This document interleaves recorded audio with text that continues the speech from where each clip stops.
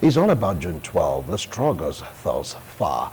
And people be talking about June 12, about MKO, Abiola, TOFA, SDP, NROC, and all that. The option A for Nigeria, and so happy that they've gotten the first president, democratically elected president, that should be in the third or fourth republic, right? All of a sudden, the then president, talking about the military ruler, Ibrahim Badamasi Babangida, didn't announce the result. Yeah, that's just the bottom line. So declared null and void. But MKO said he is the winner. He's so sure of it because of option A4. Remember, no sophisticated equipment, no iRev, no cards, nothing. They just lined up, counted it, and of course, numbers written. And people knew, generally speaking, that is the freest and fairest election so far, even till date in Nigeria. That is the opinion of so many persons. But how far have we gone when we talk about our election? How far have we gone when we talk about our democracy? How far have we gone from all facets that borders around development of this country? Yes, joining me virtually, Benin City here, couldn't make it to the studio. Political affairs commentator, one time an SSA here to governor, talking about the administration of Adams Aliyu Oshomole. Join to welcome Comrade Collins Amadi. Collins, how you doing this wet Saturday? Well, say good morning. Good morning. It's really be heavy over here. I am sorry I couldn't make it to the studio. But I'm happy I'm live with you. It's okay, at least you're able to join visually. You're having other cases to expecting Bishop Ochil Sadolan, of course, Emmanuel Bidi, and we're also expecting Omoro, yes, Emmanuel Omoro, but because of this particular weather distortion and all that, well, we'll work with what we have. So Collins, June 12, people have been talking about it to the extent that it was declared a public holiday. What do you feel about the declaration and, of course, celebration of June 12? Yeah, thank you very much. For me, I have always been of the opinion that marking June 12 as a way of democratically recognized date, though it's just medicine after death, at the point this needed to change, the major stakeholders, most of them actually didn't have the courage to challenge the then head of state to have immediately undone what he did as at that time. Even when MKO was in prison, many were running for their lives. Many shut their mouths instead of speaking aloud. But however it is, for the sake of remembrance, because June 12 being declared just a way of doing remembrance for the late MKO Abiola and the wife, Kudurat. But however, it's not something really to celebrate much. It's just an opportunity for people to also sit down, marry together. But the life after MKO have not really reflected that Nigerians have learned from the past, because things are still being done majorly sadly, even though there are little way of trying to comport the system, but we ought not to be at the level we are in now. But all the same, we thank God that democracy is still striving, because the worst form of democracy still remains the best, and more than that of the military rule. Because in a military rule, you will not have all the opportunity to express what you have in mind. Even the Freedom of Information Bill will not even have the opportunity to skate through. But all the same, we thank God that life is going, democracy is still going, and we hope things will get better for our dear country, Nigeria. All right, thank you so much, Collins. Hoping that things will get better for our dear country, Nigeria. Remember the struggle of late MKO Abiola and, of course, his late wife, Kudirat. They were all championing the cause of democracy. Do you feel that this is a kind of democracy Abiola had in mind? To a very large extent, even Abiola himself wasn't a perfect person, because the truth is that you only envisage, you never know the aftermath. He wanted a better society where all are sundry, can be part. But however, you will agree with me that we are still operating a democracy where the ordinary mass children have also find their foot. Since 1999, most of those who are bourgeois today, or most of persons who got opportunity of being in government, though majority of them did not use the opportunity well, but they decide to enrich themselves. Otherwise, if you want to check most of their backgrounds, they came from a very peasant home and peasant families. So ordinarily, if not for the sake of democracy, they wouldn't have been there. It would have been generals upon generals, who already had that identity that would have been operating governance. But however, the children, some in Edo, for example, we could make recall of some persons who was once a car wash boy in another man's house, another leader's house, and he had the opportunity of being nominated to go to House of Assembly. And from there, he went to almost the highest level in governance, but so many like that. That is what democracy can actually bring for us. Unfortunately, along the line, there is a kind of system where maybe some of the elites have now restricted it, to homely. So still in the face of democracy, that's why the ordinary persons are still participating. So I would confidently say that democracy may not just be 100% as it is now, but we are evolving. And I believe that as time goes on, things will get better and more persons will participate and genuinely participate. Not just participation to which we deceive ourselves. We say we want to make our countries, our local government Eldorados, our state Eldorados. When we have opportunity of entry governance, all we do is to begin to oppress. All we do is to begin to cut away everything. All we do is to begin to malign some persons, who are supposed to be full participants and monopolize government. That is not how it's supposed to be. In a democratic system, governance and government is not being monopolized. It is being thrown out to as many who can participate and bring in meaningful impacts into government. So MKO dream is not dead. It's unfortunate we can't bring him back. If he was also a president or he was declared having won, we don't also know what would have been the end of his government. He's wanting to speak, he's wanting to want to add, and he's wanting to practicalize. Not until you try them, you don't know them. That's my political slogan. All right, now you use the term monopolizing democracy. Do you feel that this democracy has been monopolized or is being monopolized? Yes, the democracy is the democracy we are operating is not only at the federal level and the state level, also at the local government level. In short, including the arms and tiers of government. At each segment are to all make their impacts. The 3 tiers of government are to make their impact, which is the direct in which the people can benefit. If you have a local government council chairman, for example, who believes or who know ordinarily that there are people that are supposed to assist in making governance work, maybe because of hatred or because he feels, oh, if this person come, it can be so outshining and may outshine me. So even when the person could be recommended for a meaningful contribution towards bringing about good governance, they deliberately refuse not to allow it because probably they are already there. And you cannot just remove them in a jiffy because either they have been elected to take charge, and at that point, sometimes nothing you can do. So it becomes a monopolized system.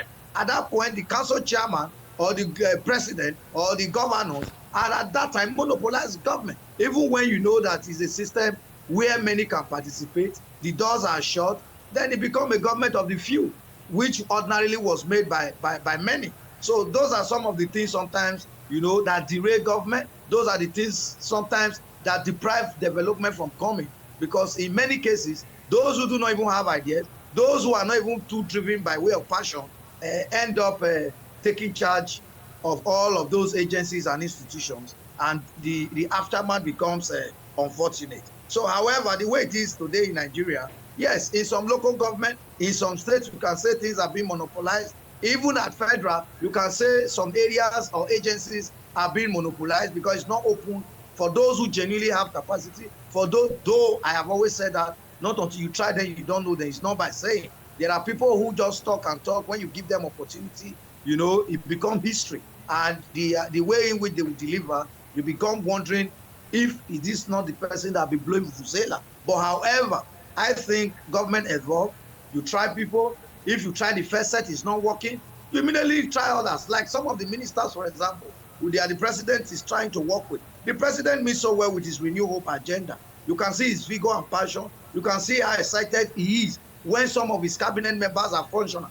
But there are some who are not functional. There is no sentiment about it. Even in most of the agencies, like NAFDAC and many others, I just want to mention about a few that we have since they have since lost their capacity and onions. Those people can be changed. You can point somebody today, after 1 week or 2 weeks, you realize that this recommendation is not what will help or move the system forward. You change such a person. It can be an SSG, it can be a chief of staff, it can be commissioners, it can be governors and presidents themselves. They can resign when they realize they don't have capacity. But unfortunately, we also have a system that people will hardly resign, because if you also resign, it becomes a problem. But in a situation where you can't resign, I expect that those who hold the stick and hold the knife should be able to immediately make substitution. Those who cannot work, for example, as commissioner for youth or as commissioner for transport, it will be pertinent and best off you redeploy the person or make the person a special advisor if need be. If he cannot advise, the person is better in agriculture, deploy the person to agriculture, or be a coordinator in another system, instead of let them not say. I think that is what has been bringing our government down. If the president, for example, wants to change persons who are not forthcoming, and it's from the north, what would the northerners say? It's from the west, what would the west say? You are removing your brother, you are putting another person. If from the south, what would the south now say? It's our turn now, they are changing us and giving us a ministry that are not viable. We have ministers today who don't even know what they are doing, apart from running from one place to another, for example, and carrying video to video them. And when they are going for ordinary marriage, they video them, how he steps in, how he steps out. We do not want to start mentioning names anymore, because at the time when we mention names and try to make recommendations, people felt Collins was being myopic, Collins was being sentimental, and Collins was facing a particular region. But this is not what governance is all about. Even do we really even have asked our ministers questions, for example, who are supposed to be the direct policy executors? We do not. In an attempt to ask, you will be maligned. They will use their capacity that they have, or the so-called authority that they have, to lobby and make sure you are not even in any way in the system. So how are we going to continue? But we will keep striving and keep fighting. We will never rest, because some people are born to do this, even if it has to cost their lives. All right, thank you so much, Collins. Well, let's take a look at the MKO Abiola's family. Some pundits have the opinion that the family did not be treated fairly. After all, ever since MKO Abiola demise, you've not really seen any family member occupying government position, maybe in the federal level just as a compensation, maybe in the state level or that form of compensation. What do you feel about this? I believe that government is not about compensatory. Their father came as a volunteer to want to serve Nigerian people. And across the line, unfortunately, himself and the wife lost their lives. It's to keep their memories and legacies on. The children must not be politicians. It's not compulsory because your father had wanted to be politician, you must also be appointed. What if you do not have capacity that your father drives? So it's not a compensatory something. So everybody has his own destiny to rule. So they must not lie on the part that, because my father was this, I must. That is the problem we are having today, where people believe that if it's not their son, if it's not their cousin, if it's not this one, and you give, for example, now you talked about Ondo State, where when late Adeleke died, and his brother was compensatorily on the ground of sympathy and what have you, he became the governor. Since he became governor, what aside dancing? Just tell us one laudable thing you have seen him do. Now he wants to go for re-election. And we continue to compensate him family when governors are lacking, when the people are suffering, when the people are yearning, when no one has capacity to voyage the right thing. No, it shouldn't be that. Their father has lived their life successfully. He's being remembered for the passion he drive, for the philanthropic gesture he had towards the common people, for so many things he tried to put on ground. What they need to do, if there is anyone that is driven by politicians, he should increase his capacity to want to serve. Then the people will look to his father's memory or his mother's memories and then say, he's just as his father. Then he can also do better. Let us give this a chance. But you can't go and turn on people inside their room and say, come and go and serve. because your father had passion. No, it's not a family thing. And that is what I have always said, and I've always stand by that. So the father have done well, the memory wonderful. If the children are doctors and engineers, they should be best in their profession and let their good deeds, make reference to the fact that their father, had the same passion for the people. And in the area where they are in, they are doing very well. So you cannot just be compensated because your father was once driven by passion to help us as Nigerians. We appreciate all of that. And may God continue to rest his memory, So all of us must choose our destiny, follow our destiny. Some people are born to serve, while some are born to lead, while some are born, to be led. Everybody cannot lead. That is the truth. An MKO senior son may have been born to be led by another. So because his father was a big man or a passionate politician, doesn't mean the son must also come to lead others. All right, Collins. Now, you talked about MKO Abiola. Some are saying that the family have not been compensated very well. If you take a look at the Saraki dynasty, you understand, started with the father, then to the son. If you take a look at also Yaradua, you could trace the lineage. Some are saying, how come it got to MKO? Nobody's doing anything about it. Yes, that's what I reiterated just now. The children must also be up and do to state the fact that they have passion for that thing. Probably the Yaradua's children or the Yaradua dynasty, you saw them pushing out. Or also maybe because of the kind of political enclave the father had built. He tried to bring the children in, and the children also had that drive. So if the drive is not there, others who know them or were their father friend probably would have taken advantage of that to have become what they have become. But the more interesting thing is that that family has been recognized. If there are any one of them who feel they have passion, to represent the Nigeria at any level, whether at local government level or at the center, Abuja, or even at their various states, they should speak out and say, oh, I have passion, please support me. And you must almost start all over, not because your father antecedents or legacies will only add as an advantage for you. In a working system, you do not inherit governance. In a working system, especially in a democratic system, you do not inherit governance. Because your father had passion, automatically you take charge. No, everyone is on queue. Your father may have been in number one, making application. There are other 15 people immediately after your father, and then you come after the 15 people. So it's going to be coming in chains.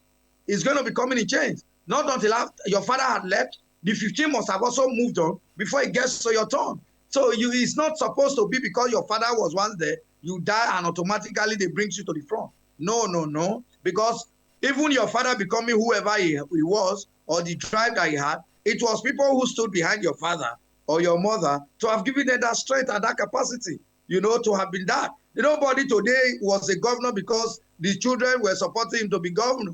That is why sometimes we feel disdain and sad when in a church system, you see that people will help a pastor to evangelize when they were just 3 or 5, and at the end of the day, it becomes very big. When it is time for others to still take a shot of leadership, they are either being retired or they have been asked to excuse, So we cannot begin to attribute those kind of systems in politics, because in politics, you must work so hard, you must push so hard to become whatever you want to become. Much, Collins Amadi. Well, joining us right now in the studio is a right activist, a political analyst, political affairs commentator. Join me to welcome Emmanuel Obidi. Emmanuel, thank you so much for making it despite the weather, despite the torrential rainfall. You made it to the studio. Thank you very much, and good morning, Nigerians. All right, it's all about June 12 struggles in retrospect. We are zooming into the MKO Abiola's family. After all, it is because of him that we are now beginning to celebrate June 12. Now, the aspect of the government of the day, not looking into their family in terms of government appointment or even rulership in politics. What do you have to say about that? Okay, thank you very much. Ordinarily, Democracy Day, as it were, was May 29th, including in these parts of the country. And I remember the president of Muhammadu Buhari, for political calculations and political innuendos, for one reason or the other, changed or moved Democracy Day from May 29th to June 12th, because June 12th was adjudged to be the very day or a date where democracy was once practiced or reflected in our electionary system, where we had the adjudged best election ever in the Nigeria history, and we had the will of the people reflecting or reflected in our ballot box system. So ordinarily, a wise man also defined democracy as a government of the people, for the people, and by the people. What that means ordinarily is that democracy is a government where the system or the government fear the people, where the will of the people reflect. So if we are celebrating June 12 as Democracy Day, the question that is begging for answer is that, have we been able to manifest or to reflect what June 12 was to us as a then in today's election system? As our institutions been able to demonstrate some level of liberty and freedom from the very iron grip of political leader? These are questions that are begging for answers. And ordinarily, if you ask me, what we have today is a system where the people fear the government. But the government are supposed to fear the people because the people are more powerful than those in power. Okay? But our electionary system today does not reflect the will of the people. Governance today does not reflect the will of the people. Democracy is understood to be the rule of law, having it as one major ingredient. The rule of law, not the rule of force and the rule of the iron grip of certain political elements. So if we look at it holistically, what is happening in this country, we look at our institutions. Are they reflecting democratic tenets? Are they independent from political interference? If we look at leadership today in terms of democracy, do Nigerians enjoy the dividends of democracy as it stands today? Our minimum wage cannot buy a bag of rice. Our minimum wage cannot even wage the expenses of our civil servants. We have a system today where Nigerians are paying for light and they have darkness everywhere. We have a system today where Nigerians renew their vehicle particulars and they pay for roadworthiness, and there is no road that is worthy to ply. Okay? So if you look at all of these things, you ask yourself, are we really practicing democracy? Then the rule of law, which is one major ingredient. We have seen court pronouncements. We have seen court judgment being trampled upon by men who are supposed to be defenders of democracy. We have seen courts said this man is discharged and acquitted, but he's still in detention. We have seen situations where institutes of government and state powers are being used as machineries of oppressions and oppressive tendencies, whether politically or otherwise. So if you look at all of these ingredients, which is supposed to define our democracy and how it's being implemented or how it's being, reflected in our system today, ordinarily somebody will be tempted to say that we are practicing military democracy, because ordinarily we left the military, Yeah. okay, and moved into democracy, but the characters of the military administration did not actually leave the system and the people that are manifesting leadership in democracy. And that is why ordinarily you now understand that people ask the question, what are we really practicing today? All right. Well, you skipped the question about the Abiola issue, but it's okay. Talking about democracy and the rest of them. Let's move straight down to Collins. That is still very much Collins. You heard his own opinion about democracy is being bastardized by some persons in Nigeria. Talked about court injunctions, court rule being jettisoned. Talked about also we not really having the feel of democracy. I ended by saying that one might be tempted to say that we have a touch of military in our democracy. Remember what Saraki Dixon accused President Bola Ahmed Tinubu of when he talked about the case of Rivers. Now, putting these things together, what did you say about it?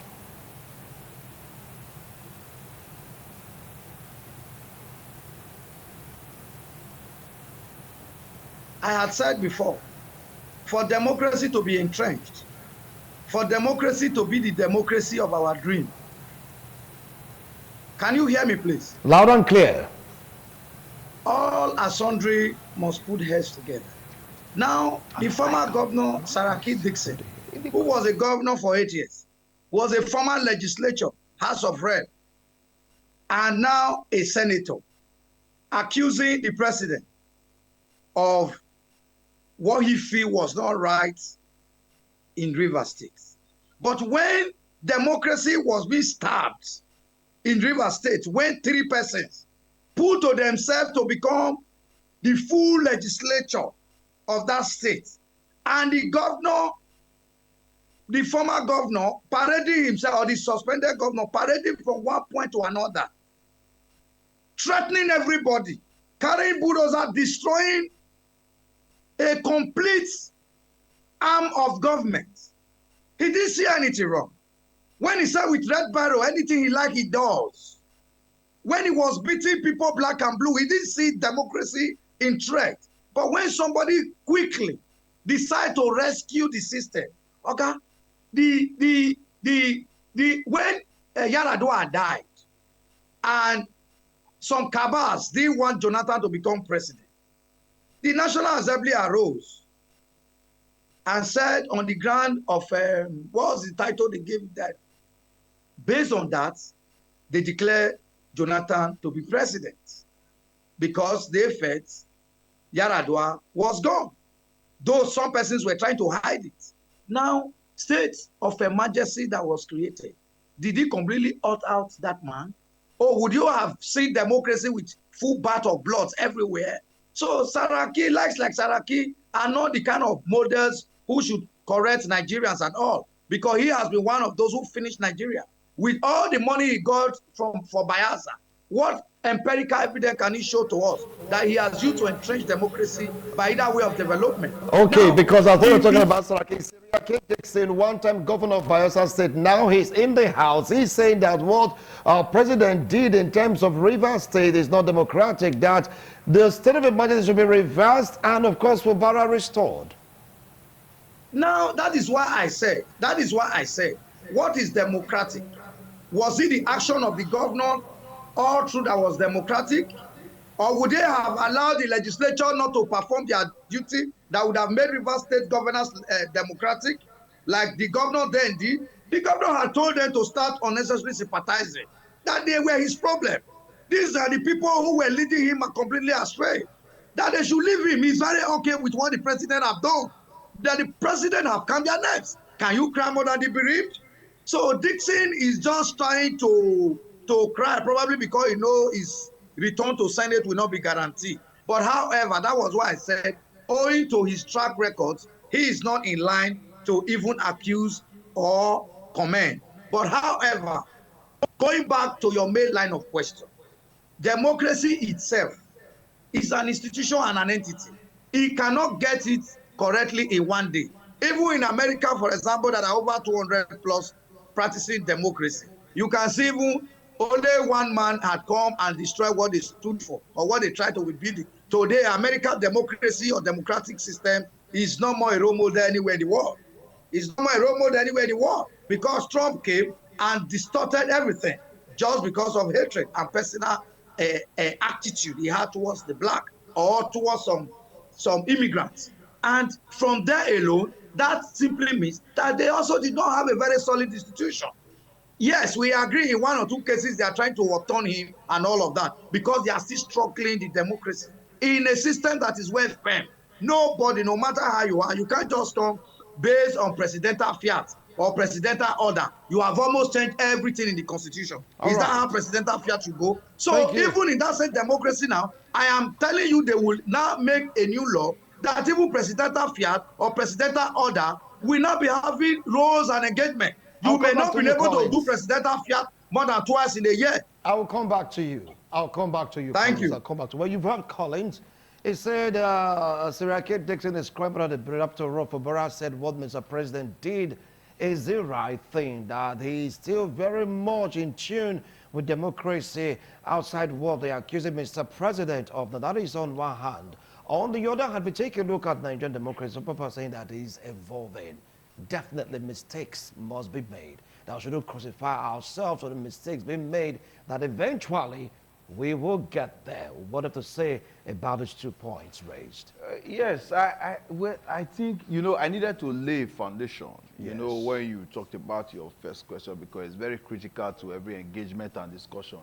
The thing is this. I have mentioned that democracy itself has ingredients, core ingredients that are not negotiable anywhere in the world. Due process. You can't be talking of democracy and things are not done with due process. You cannot be talking of democracy without talking about the rule of law. You cannot be talking of democracy and you cannot talk about opposition and minority. You cannot be talking of opposition, democracy, and you're not talking about freedom of information and freedom of expression. So, in any democratic dispensation or system that does not have these core ingredients, where people do not have the right to ventilate, they do not have the freedom of expression, they do not have the right to choice and to engage system, where system goes after decent voices, and you have the civil society space being shrinked by the very iron grip of those in power, we can't be saying we are practicing democracy. So if you look at the River State incident or what it is not democracy. It is not the ingredients of democracy. Not at all. In every democratic system, we have the various units. You cannot just wake up for any reason or whatsoever as a president to suspend a governor of a state, a federating unit. By all standards, it is not correct. No due process was followed. And everywhere many Nigerians must condemn it. Even if we say our democracy today is evolving, the truth is that I must put in record that the problem of Nigeria today is not because of the bad people. The problem of Nigeria today is because of the good people in this country.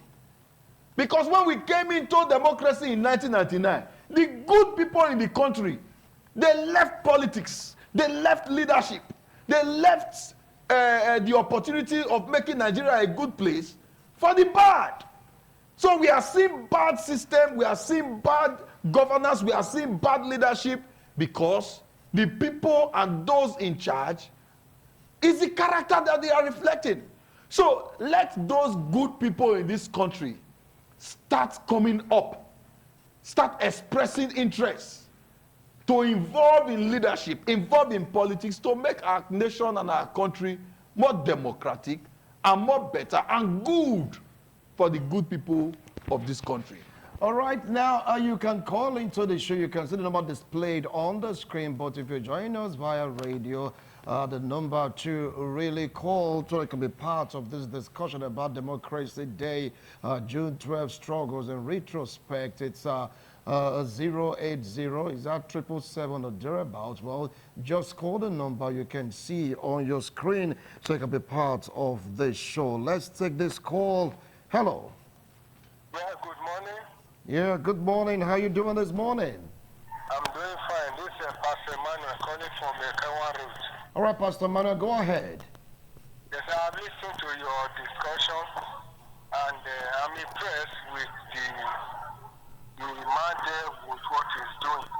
But all I want to say is that declaring June 12 as a public holiday is okay, but it would have been better if they can actually sit down to see how they can really, work on our elections to really make it free and fair. Because why everybody is still looking forward to that day or talking about that day is because everybody believes that that election was free and fair. So declaring it as a public holiday is okay, but they should also try to do more to see how our election can be free and fair. Let the people always, decide.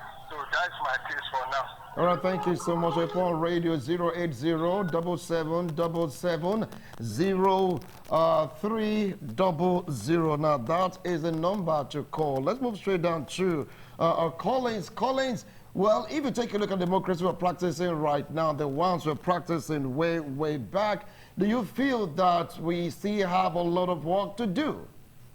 But hold on, let's take this call first. Hello. Okay. Yeah, good morning. How you doing this morning? What's your name and where you calling from? I'm doing great. Ultimate great for Wilmington State Park. All right, ultimate great. You are just celebrating one in Nigeria. You are celebrating one Nigeria.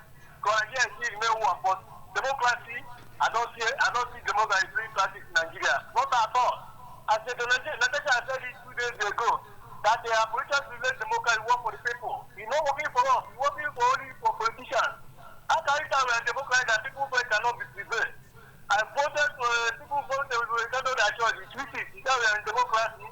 The democracy I want Nigeria to one party system. Is that democracy? So we are not practicing democracy at all. This is not the time of global democracy. You are expecting from our Nigerian politicians. I don't think we are not practicing. We only enjoy that we are still one Nigeria, not anything democracy. Nigeria is not. We are not ready at all. They are not ready. Our politicians are the problem. The problem. They want to democracy to reach the people's hand. That is the problem. From one party to another, from governor to senator, from senator to minister. How can youth grow? They don't even reserve any place for youth at all to grow. They say and the future of Nigeria is for the youth. Where is the youth? You can't afford to be any position in Nigeria. You tell the future of Nigeria is for you. Our politicians are very well. Wow. Interesting. You could. Thank you so much. No distortions there, but for what we can get, is not really happy about is saying the politicians are at fault. The way we are the price of democracy is not the way ought to be practiced. All right, one more call. We're going to wrap for the calling segment. I'll go straight to callings. Hello. Please turn it down, please. Hello. Yeah, good morning. What's your name and where are you calling from? Yeah, my name is John. John, I'm calling from Abado. Okay. All right, John, go ahead. Okay, democracy in Nigeria is not for only one person. He said that democracy is government by the people, for the people, and for the people. But in case of Abiola, they have mentioned only Abiola family. It's not the only Abiola family that did that election. It's every one of us that did that election. What they're supposed to be talking about now, how to repair the country to be better for all of us. Not only Abiola family. Yeah, that day I voted, I stayed in the line, I voted. My son, my wife, and my children were in the line. So they should be talking about the betterment of the country. Not only Abiola family. Thank you. Wow. All right, thank you so much. Let me move straight down to Collins as we begin to make our descent in this particular edition. You've heard the rating of callers saying that we are not practicing what we call democracy. One even said democracy is not working for us. What do you have to say about this Now, as your concluding comment, briefly? I totally agree with majority of them in their opinions, but also too we must understand that we cannot continue to be point towards politicians. It's not about politicians. Agencies and institutions are what make up government. And those most majority of those agencies are not being occupied by politicians. They are being occupied by ordinary persons who are citizens. You can see the way they operate sometimes in relating with people. Now, for example, the best play where people can get either the attention of government or assume that they are freely, they can practice freedom of information or they can exercise rights as citizens is number one is when they relate to the police. For example, for police are also not politicians. Where you have many of these, for example, uniform persons. Hello, Yeah, please can you continue. I hear can me? hear you, Collins. Good. When you hear many of these uniform persons sometimes act abnormally, you will not start to point to politicians. For example, June 12, I was invited to Government House to attend with majority of faithful Nigerians. At the time I got to the festival hall with some of my leaders from my ward, people were still entering. And the policeman there told me that we should go back, that the place was filled up. I said, but people are passing us.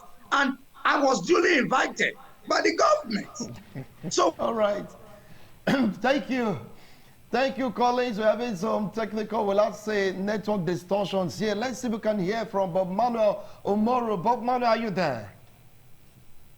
Yes, I'm here. Good morning, sir. Yeah, And we're good trying morning, to get across to you for quite a while now. We are at the end of the program. We need to hear your opinion and view about this democracy that the struggle thus far. Well,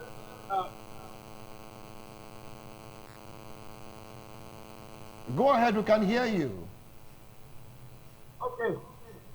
For me,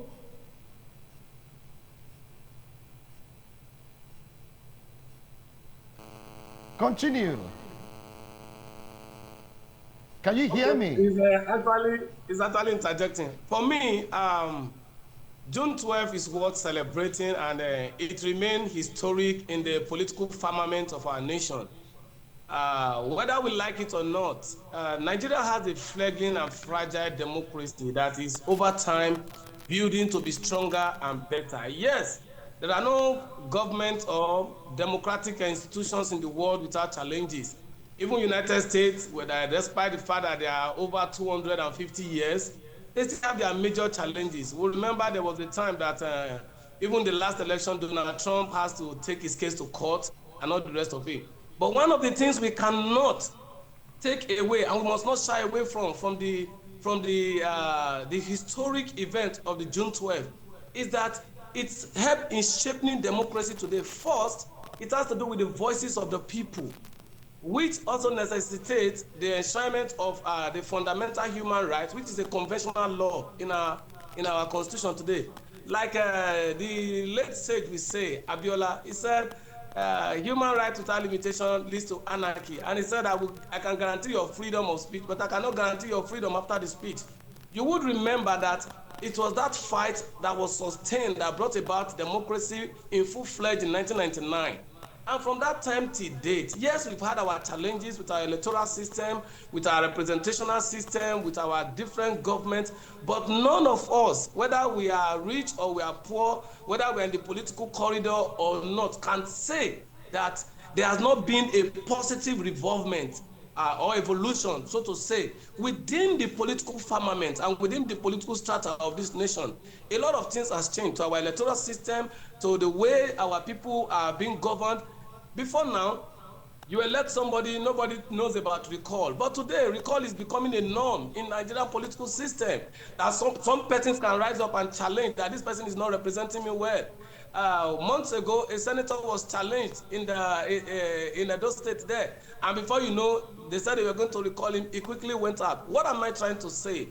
That the June 12 gave the voice to the people, and that voice is being amplified in today's political dispensation and firmament.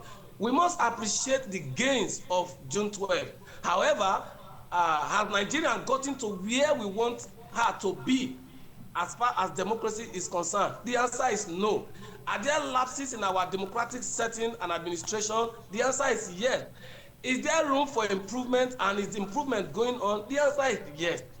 And what will really sustain this struggle so far, for those who gave their life, who are the heroes and the heroines of June 12, is for us to maintain the momentum of fighting and ensuring that within the ambit of our own power and as citizens, we should keep fighting for the sustenance of democracy. And that is how we can begin to say that, yes, democracy is thriving in Nigeria. Yes, our laws need to be repealed. We need to go from one edge to another. And if we now say that June 12 is historic, it's historic because the people are able to sustain it. And I think I heard one of the callers saying that it should have been centered around MKO Abiola. I agree with him.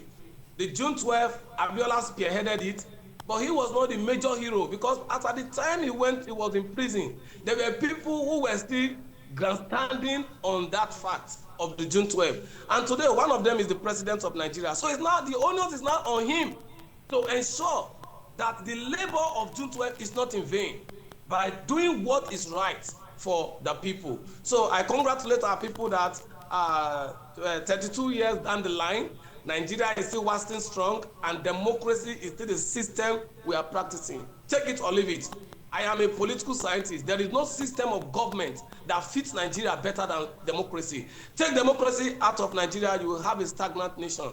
Yes, we have had the puzzles or the arguments of military government and democracy, which is better, which is this, which is that.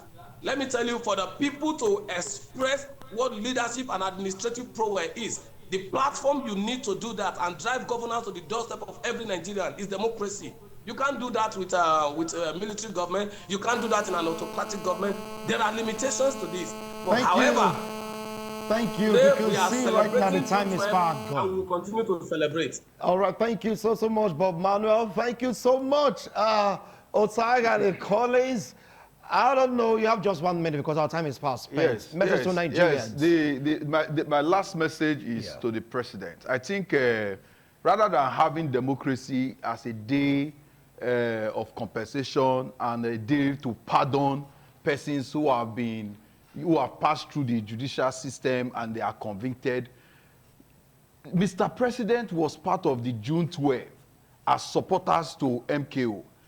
If he needs to do anything, he's one person who saw June 12 as one of the best elections.